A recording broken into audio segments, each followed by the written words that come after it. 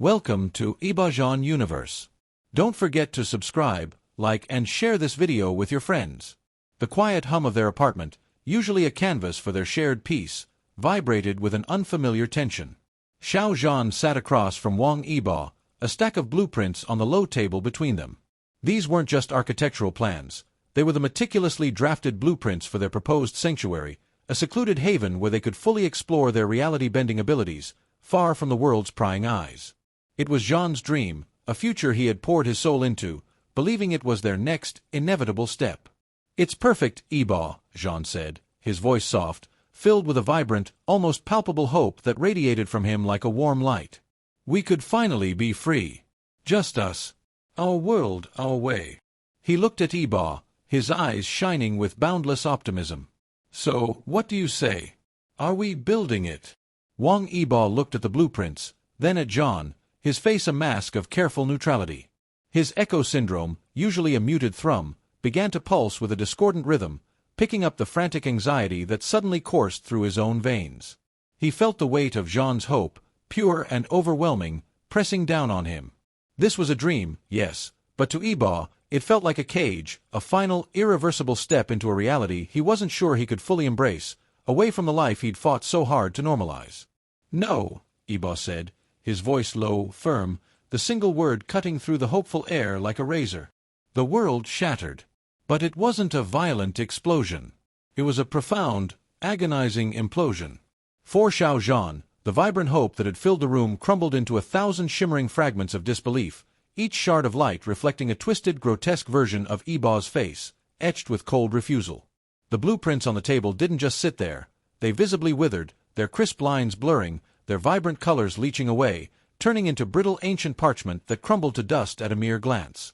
The very air around Zhan grew heavy, suffocating, filling with the sharp, acrid scent of ozone and burning dreams. This wasn't just a refusal, it was a physical annihilation of his future, a mind-blowing scene of hope turning to ash. "No," Zhan whispered, his voice dangerously low, the fragmented light around him beginning to pulse with a furious, crimson glow. "What do you mean, no?" As his anger flared, the studio lights above them didn't just flicker, they began to pulse violently with a searing, furious red, strobing erratically, casting monstrous, elongated shadows that stretched and compressed across the walls like grasping claws. The comfortable hum of their apartment mutated into a deep, guttural growl, a sound that bypassed Zhan's ears and resonated directly in his chest, a primal roar of betrayal. Every object in the room, from the elegant sculpture on the shelf to the plush cushions on the sofa, began to subtly vibrate with Zhan's rage, trembling violently as if struck by an invisible, furious tremor. This wasn't just anger, it was a seismic emotional event, making his fury a tangible, destructive force that shook the very foundations of their shared reality. Yibo, exposed and unprepared, felt the full, unfiltered force of it. The echo syndrome, usually his burden, was now his torture. Zhan's anger wasn't just a feeling, it was 1,000 screaming voices in his mind, each one a searing, white-hot blade of fury, piercing through his meticulously built defenses. He saw Zhan's face not as a beloved friend, but as a monstrous, distorted visage, eyes burning with a terrifying emerald fire, reflecting the raw, uncontrollable power of his wrath. He felt the precise, excruciating sensation of every single molecule in the room vibrating with rage, each one a needle pricking at his skin. The resonance harmonizer, designed for filtering, was overwhelmed, screeching with a high-pitched whine as it struggled to cope with the sheer volume of unchecked emotion, threatening to shatter in his ear. "You can't say no," Zhan screamed, his voice no longer just sound, but a physical wave of concussive force that slammed into Yibo, knocking him back against the wall.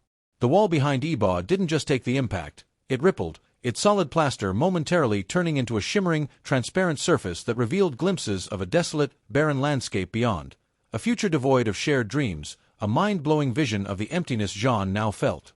The reality of their apartment began to tear at the seams. Cracks, not physical but existential, spiderwebbed across the air itself, revealing glimpses of a stark, empty void beyond.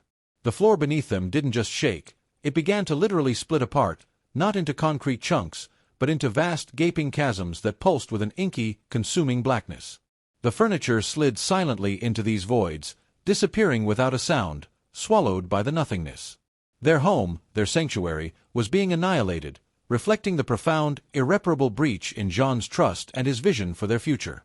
"This is our future. Our life." Zhan raged, the floor of their apartment continuing to tear itself apart, fragments of their home dissolving around them. He stood on a precarious island of concrete, his hands glowing with a furious, pulsating red energy, his rage now an active, destructive force. "You can't just throw it away.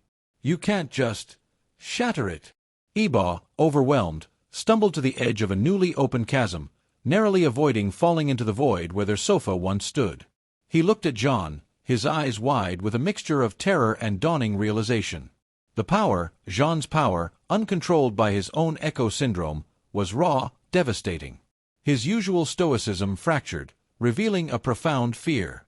He had spent his life controlling chaos, but this was a chaos born of love, and it was consuming everything. The final mind-blowing scene unfolded as Xiao Zhan, bathed in the furious red glow of his own rage, launched himself forward. He wasn't aiming to strike Yibo. He was aiming for the very fabric of the apartment.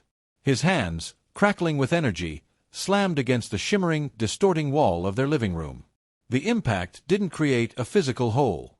Instead, the wall collapsed inward like shattered glass, not into shards, but into a swirling vortex of fragmented memories, 1,000 brief, painful glimpses of their shared past, tearing themselves apart, dissolving into nothingness.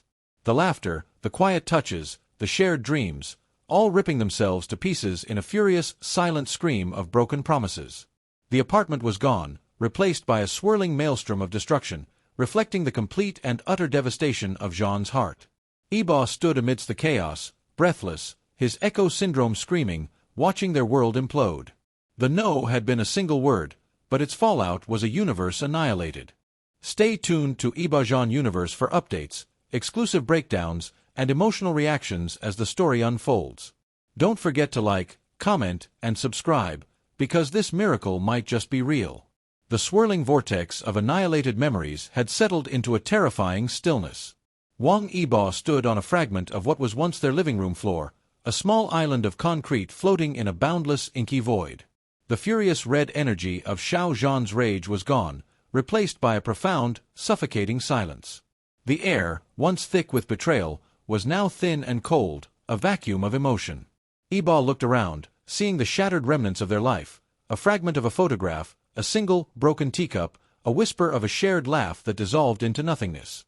The no had been a single word, but its devastating consequence was a universe undone. He felt the cold reality of it all, not just in his mind, but in his very being. The resonance harmonizer, his shield, was silent, useless against a force born of a love as powerful as his own. His echo syndrome, now fully exposed, screamed with 1,000 silent agonies, not from the world, but from the void left by Zhan's emotional explosion. He had said no, and in doing so, had annihilated the very foundation they had built. Fueled by a surge of desperate grief and regret, Yibo tried to rebuild. He closed his eyes, his will a frantic, thrumming core in the emptiness. He focused on the memories, on the light, on the love. He commanded his echo syndrome to do what it did best, to create reality from emotion. He tried to pull the scattered memories back, to reform the walls, to bring back the life they had just destroyed. The void responded. The fragments of light and sound, the wisps of shared laughter and conversation, began to pulse, their shattered forms momentarily attempting to knit themselves back together. The apartment, in a mind-blowing instant, began to flicker into existence, a ghostly, translucent replica of what once was. He saw the spectral outline of the sofa where they had spent countless hours, the shimmering silhouette of their kitchen, the faint echo of their bed. It was a terrifying, beautiful specter of their love. But it was not solid. It was a memory, and a broken one at that. As he poured his will into it, the image trembled violently, then imploded into a million glittering dust motes, screaming with a silent, agonizing pain as they dissolved into the void. His power, without Zhan's empathy to anchor it, was a fragile, incomplete thing, incapable of mending a wound so deep. Overwhelmed, Yibo crumpled to his knees. His failure was not just physical, it was deeply emotional. He had shattered their world with a single word, and he couldn't fix it. As the dust of his failed attempt dissipated, a new, terrifying sensation washed over him. The echo syndrome, now operating with a clarity he had never experienced before, tuned into Zhan's final, cataclysmic act. Yibo didn't just feel the destructive rage, he felt the profound, overwhelming pain that had caused it. He saw the blueprints, not as a physical object, but as a vision of their future, luminous and perfect. He saw his own face, not with calm neutrality, but with the cold, unyielding finality of his no. He felt the excruciating pain of hope turning to ash, the soul-crushing weight of betrayal, the physical sensation of his own trust crumbling into dust. It was a profound, mind-blowing act of shared pain, where Yibo was forced to feel the full, unbridled agony that had fueled the destruction. He wasn't a witness anymore, he was a participant in the heartbreak. As the empathetic agony overwhelmed him, his own regret manifested. It wasn't just a feeling. A cold, inky blackness began to seep from his fingertips, spreading across the fragmented floor, a physical embodiment of his guilt. The darkness pulsed, a living thing that threatened to consume him, to smother him in his own sorrow, a powerful visual representation of his self-condemnation. He was losing himself in the void he had created. Just as the blackness threatened to swallow him whole, his hand brushed against something familiar. A single, luminous thread.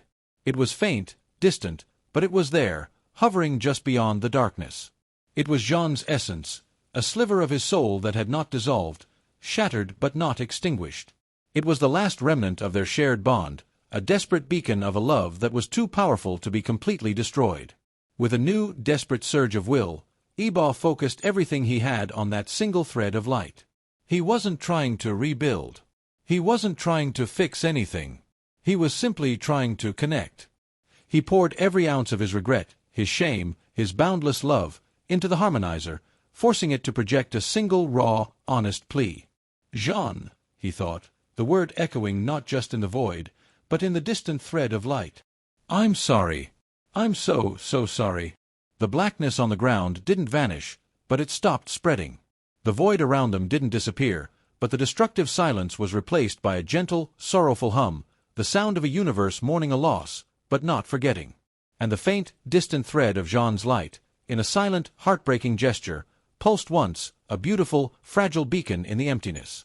The destruction was still there, the vast chasm of their conflict was still open, but for the first time, in the midst of the utter devastation, there was a glimmer of hope. The path to reconciliation was not about rebuilding, but about reconnecting, one shattered piece at a time. The world they had destroyed was a mind-blowing testament to the raw, untamed power of their love, a power that could annihilate as easily as it could create. And now, they had to find out if it could truly mend.